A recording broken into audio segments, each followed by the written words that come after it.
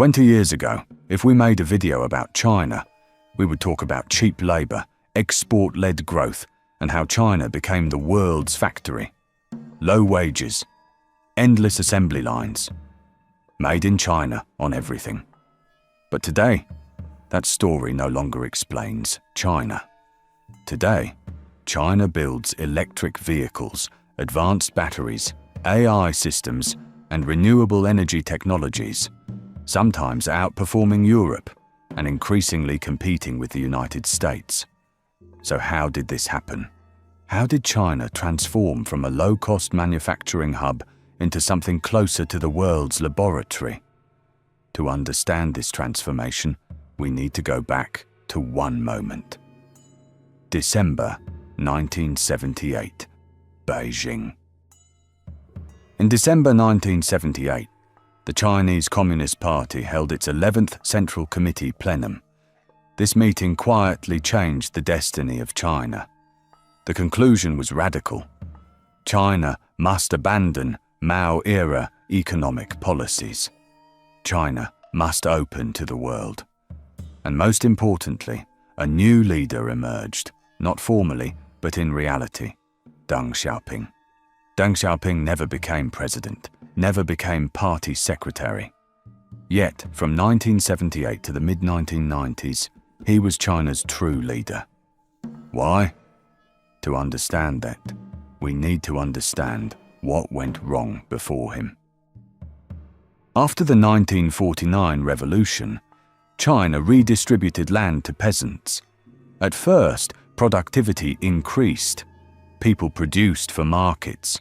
Incentives worked. Then came Mao's vision, the Great Leap Forward. Land was collectivized. Private incentives disappeared.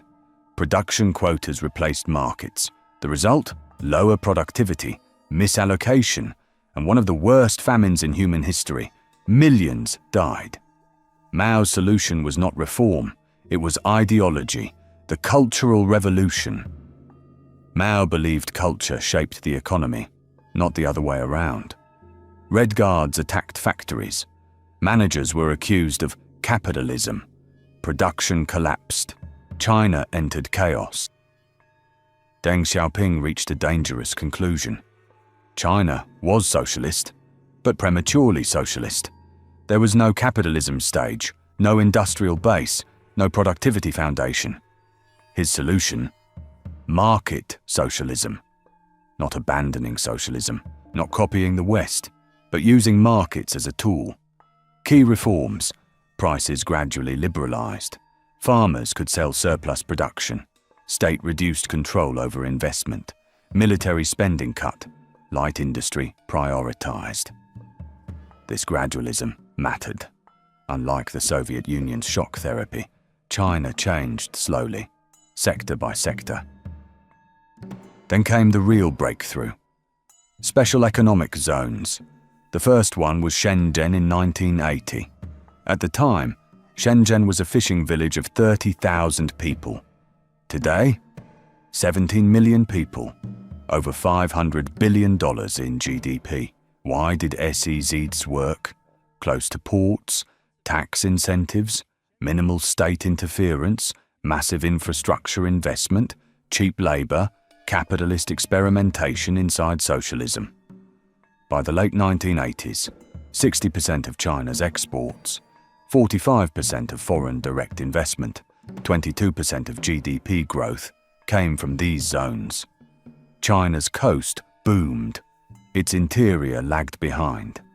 This imbalance still shapes China today.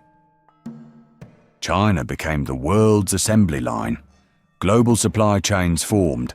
Design, USA chips, Taiwan components, Japan and Korea. Assembly, China. Made in China. Meant assembled in China. But China wanted more. The government forced joint ventures. Technology transfer became policy. Then Chinese companies emerged: Huawei, Alibaba, Tencent, BYD. At first, many copied Western models. Then they innovated. Today, China leads in EV batteries, dominates solar production, competes in AI, controls Key 5. 5G patents, the world's factory started becoming the world's laboratory. China's rise was not free. Rising inequality, regional imbalance, environmental destruction, housing bubbles, local government debt, weak household consumption. China grew, but households didn't grow equally. Exports replaced consumption. Investment replaced welfare. This creates fragility. China knows this. That's why today it pushes domestic consumption, strategic technologies, state-backed innovation, global infrastructure projects. So what is China? Socialist? Capitalist? Something else? China is not a miracle. It is a strategy. Gradual reform, state coordination, market discipline, national ambition. Can other countries copy it? Probably not. Because China's path was shaped by its history, its size, its politics, and its contradictions. Understanding China means understanding trade-offs, and China's story is far from over.